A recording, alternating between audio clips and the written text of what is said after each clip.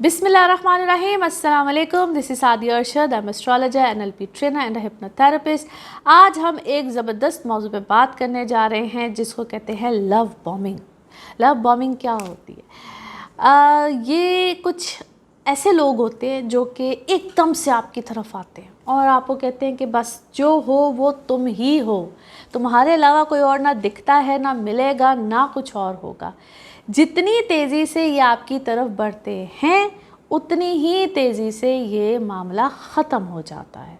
ये आप लोगों ने अपनी ज़िंदगियों में ये बात फ़ील की होगी कि जो मामला जितनी तेज़ी से, चाहे कोई मोहब्बत का है, लव अफेयर्स है, शादी है, जो लोग इधर मोहब्बतें करते हैं और इधर साथ ही कहते हैं कि बस अब 2 महीने बाद शादी करनी है, 3 महीने बाद करनी है, 15 दिन बाद करनी है।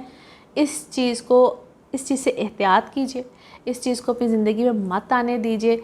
याद रखिएगा कि ऐसे लोग मोस्टली अपने किसी ऐसे अफेयर से, किसी ऐसी चीज़ से निकले हुए होते हैं और उनको फ़ौरन ही कोई चाहिए होता है, जिसको वो एक मैं अब उसको कहती यार ये आपकी लाइफ में ना थोड़ी देर के लिए एक ऐसा सिलसिला आता है जिसमें आप उस शख्स को बेसिकली इस्तेमाल कर रहे होते हो। आप श्योर नहीं होते हो, आपको सिर्फ वो जो एक पिछला सिनेरियो जो कि ख़त्म हो चुका होता है और उसका जो डिप्रेशन होता है जिसको कि आप लेना नहीं चाह रहे होते, और अचानक उस डिप्रेशन के दौरान आपको किसी से मेल मुलाकात कोई भी सिलसिला बनता है तो आपको लगता है कि बस मेरा काम हो गया। लाइक आप उसके ऊपर अपनी इमोशनल डिपेंडेंसी डालना शुरू कर देते हो क्योंकि आपका वो जो पिछला ट्रॉमा है वो अभी ख़त्म नहीं हुआ है।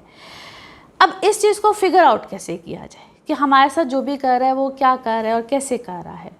हर रिलेशनशिप को थोड़ा सा वक्त दीजिए, टाइम दीजिए। और मेरी एक दरख्वास्त भी है, जो आजकल एक बड़ा अजीब सा कॉन्सेप्ट है कि शादी से पहले बात नहीं करनी है, जो देखेंगे माँ बाप देखेंगे। बिल्कुल आप लोग देखिए, लेकिन ये तो हमारे मज़हब में भी है कि 2 बच्चों की आपस में, या 2 लोग जो भी शादी करना चाहते हैं उनकी आपस में मुलाकात बिठाना, बातचीत करना, कुछ अरसे के लिए एक दूसरे को छोटा सा अंडरस्टैंड करना। मैं ये नहीं कहती कि अब आप डेटिंग साइट पे चले जाएं और इस तरह की हरकतें करें, मगर थोड़ा सा अपने आप को, अपने इस विज़न को खोलिए। बाद के मसाइल से बेहतर है कि पहले ही अगर कोई समझ में नहीं आता तो उससे पीछे हट जाए, बड़े ही एक इखलाकियात के दायरे में रहते हुए, और उसमें ना आपको माइंड करना चाहिए ना अगले को माइंड करना चाहिए। एक तो हमारे यहाँ ये माइंड करने वाला कॉन्सेप्ट बहुत ज़्यादा है, छोटी छोटी बातों पे इसने ये कह दिया, उसने ये कह दिया, मुझे कह दिया तो क्यों कह दिया। टॉलरेंस अपने अंदर पैदा करें। एकदम से कोई भी, आप फॉर एग्ज़ाम्पल आपकी जो भी एज है और अगला आपसे कोई छोटा है, बड़ा है, तो जाहिर है उसका एक अपना ज़ाती ज़िंदगी का एक्सपीरियंस है, आपका एक अपना ज़ाती ज़िंदगी का एक्सपीरियंस है, तो आप दोनों एक लेवल पे कैसे एकदम से आ सकते हैं। उस चीज़ को वक्त दीजिए, टाइम दीजिए।